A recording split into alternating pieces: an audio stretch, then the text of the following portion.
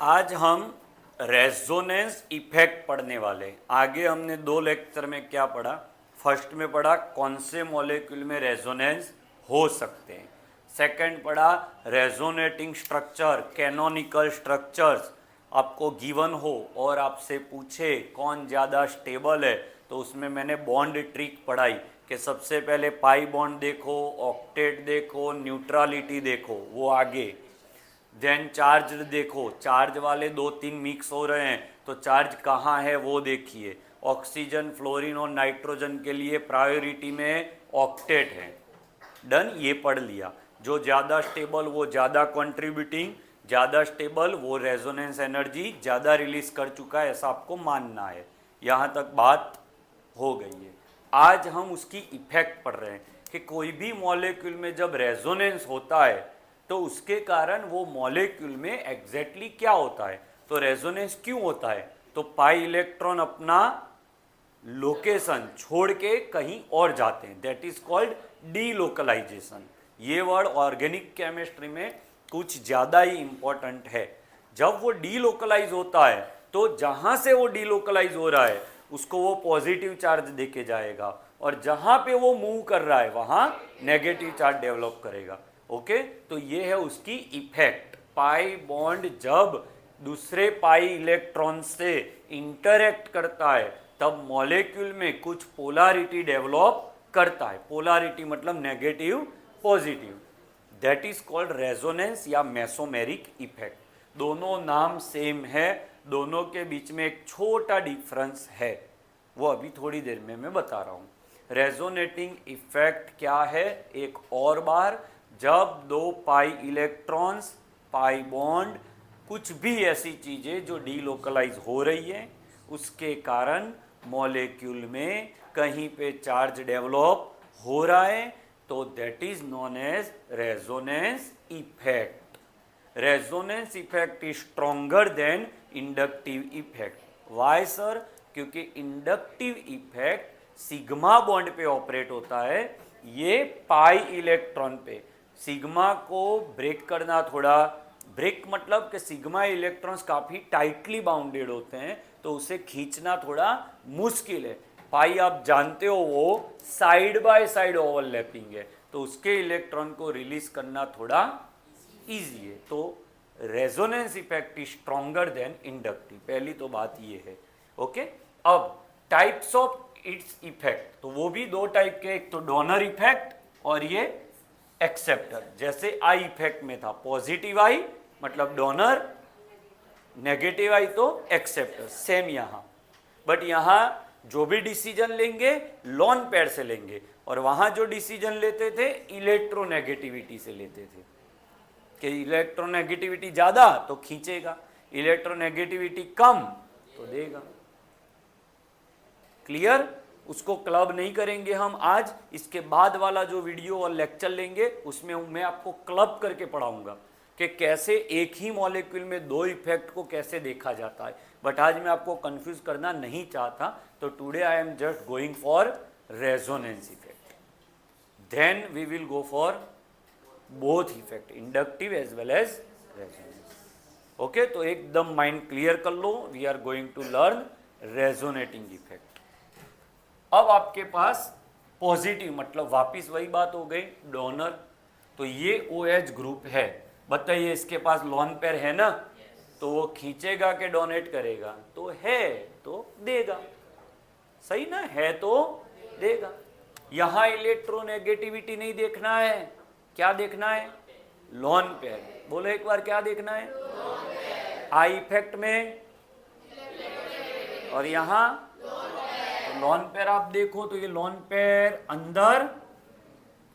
Okay, जैसे ये अंदर जाएगा तो ये पाई बॉन्ड बाहर, क्योंकि ये कार्बन की वैलेंसी बढ़नी चाहिए नहीं।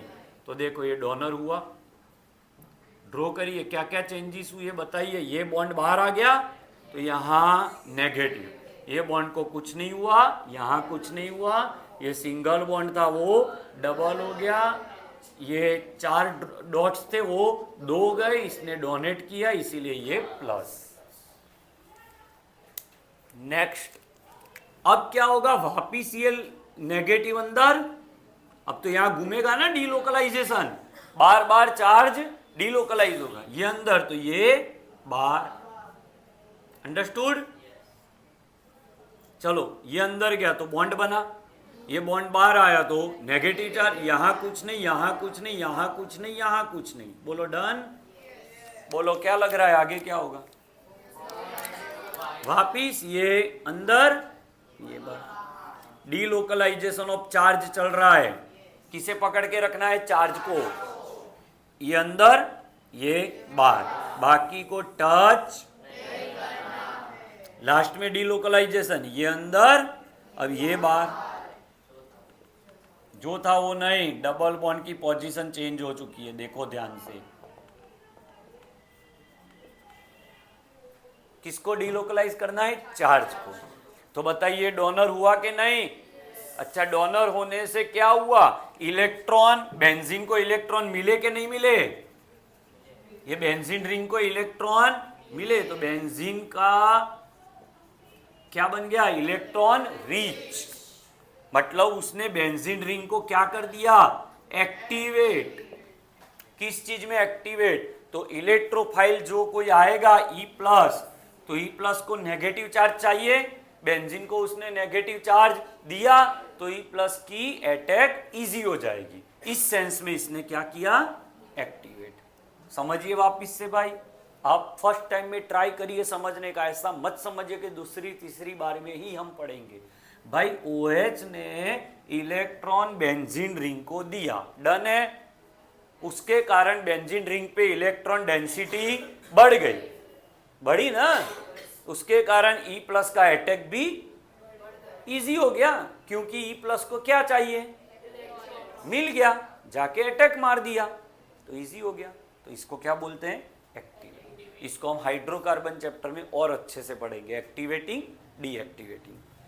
बोलो डन। कितने रेजोनेंस हुए? ऐसे 5। ऐसा और कहां कहां होगा अभी मैं पढ़ाता हूं यहां पे। ओके, अब ये देखिए, अब इसके पास लोन पेयर है, फर्स्ट एटम को देखिए, है नहीं है, तो ये डोनेट कर सकता है नहीं, तो ये क्या करेगा? खींचेगा, एक्सेप्ट। तो ये खींचेगा, समझे? जैसे ये खींचेगा तो उसके बाद वाला पाई बॉन्ड खींचेगा, खिसक गया। समझ रहे हो क्या हो रहा है भाई? डीलोकलाइजेशन। या तो देगा या तो लेगा।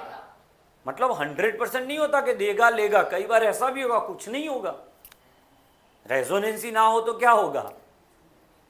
अभी तो रेजोनेंस है, डबल सिंगल डबल, बट अब बात यह है कि ये खींचने वाला है कि देने वाला है।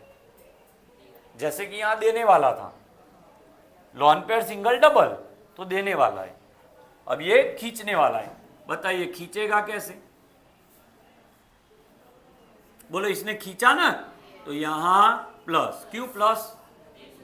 जा रहा है ना, बाकी को कुछ नहीं करना, सिंगल का डबल, डबल का चार्ज, ये तो एज इट इज कुछ नहीं। अब किसे डीलोकलाइज करोगे? चार्ज को। बोलो चार्ज सिंगल डबल, ये यहां, तो चार्ज यहां से खिसक गया ना, तो इसको लॉस हुआ, तो उसे प्लस, बाकी को टच। वापिस चार्ज सिंगल डबल, तो ये खिसका, तो इसको चार्ज मिलेगा। ये बाहर निकल रहा है, समझे कि नहीं? अब आप समझ गए लास्ट स्टेप में क्या होगा। अब ये अंदर आ गया, तो ये चार्ज यहां चला गया, वो चार्ज को देख के ये नेगेटिव चार्ज वापिस आ गया। थोड़ी आप प्रैक्टिस करोगे तो हो जाएगा आपसे भी। बोलो जो था ऐसा हो गया ना वापिस, बट अंदर के पाई बॉन्ड का चेंज। इन शॉर्ट, अगर वो पाई बॉन्ड वो बेंजीन रिंग से इलेक्ट्रॉन खींच रहा है तो वो नेगेटिव इफेक्ट, और दे रहा है तो, और ये सीक्वेंस कार्बन से होती तो रेजोनेंस इफेक्ट, और कार्बन के अलावा कोई भी एटम से हो रहा है तो वो मेसोमेरिक इफेक्ट। इतना फर्क है। जो सिर्फ कार्बन से हो रहा है वो आर इफेक्ट, और आर के कार्बन के अलावा कोई एटम इन्वॉल्व है तो वो मेसोमेरिक। तो ये NO2 में N है तो ये मेसोमेरिक, OH में O है तो मेसोमेरिक। समझे, यहाँ कार्बन है तो ये रेजोनेंस, बट उसमें आपको नहीं जाना, आपकी अपने लेवल पे उस पर कोई डिफरेंस नहीं है। वापिस इसने इलेक्ट्रॉन दिया, देगा कौन, जिसके पास लोन पेयर है, लेगा कौन, जिसके पास नहीं है। कॉमन सेंस, लेगा तो नेगेटिव, दिया तो पॉजिटिव। सिर्फ लोन पेयर देखना है। क्या देखना है, होगा तो देगा, नहीं होगा तो खींचेगा, देगा तो पॉजिटिव, लेगा तो नेगेटिव। कुछ ना किया ऐसा भी बन सकता है। अब इसने इलेक्ट्रॉन खींच लिया तो इसने बेंजीन रिंग की, बताइए भाई, इलेक्ट्रॉन डेफिशिएंट किया ना, इलेक्ट्रॉन कम हो गए, तो E प्लस की अटैक कम हो गई, तो ये कौन सा हो गया, डीएक्टिवेटिंग। ओके, ये एक्टिवेटिंग ग्रुप्स है, ये डीएक्टिवेटिंग। क्लैरिटी मिल गई। आर इफेक्ट किससे डिसाइड होगी, लोन पेयर से। आई इफेक्ट जिसको हम क्लब करके नेक्स्ट लेक्चर में पढ़ने वाले हैं। ओके, अभी हम ये जो ग्रुप्स है उसको हम डिसाइड करते हैं कि ये पॉजिटिव आर है, नेगेटिव आर है कि कुछ नहीं है। तीनों पॉसिबिलिटी मैंने यहाँ पे लिस्ट किया है। देखना है क्या, लोन पेयर। तो बताइए यहाँ पे लोन पेयर होगा ना, तो ये देगा पॉजिटिव एम।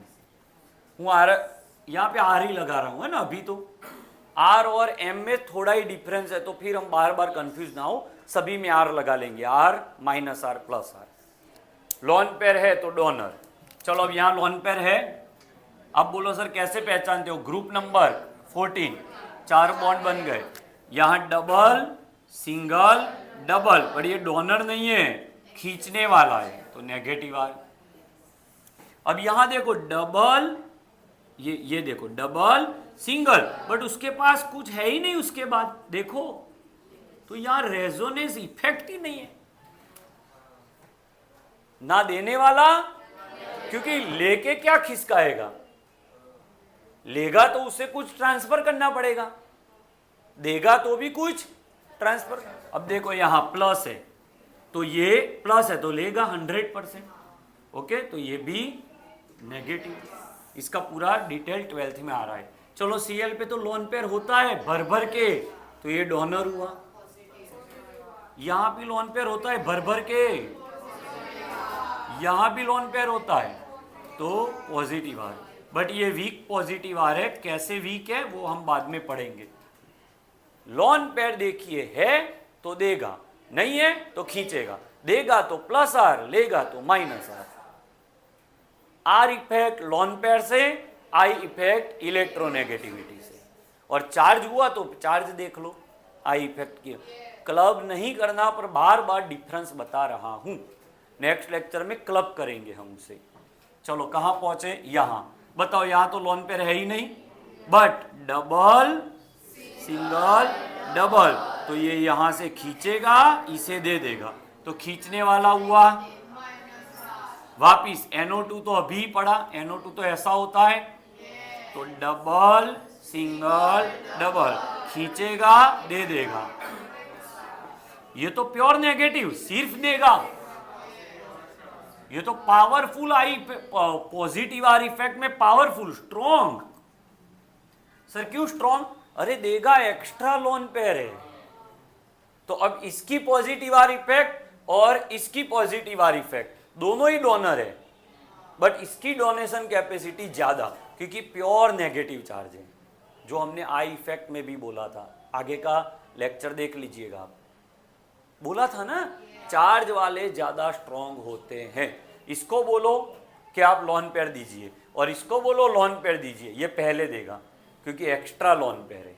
यहाँ पे 6 डॉट्स होते हैं और वहाँ 4, मतलब 2 लोन पेयर, 3 लोन पेयर, तो ये अच्छा वाला डोनर। अब यहाँ देखो इसका ऑक्टेट कंप्लीट है, ओके, और इसको खींच के भी वो आगे कुछ नहीं कर सकता क्योंकि H है, तो यहाँ पे आपका नो इफेक्ट।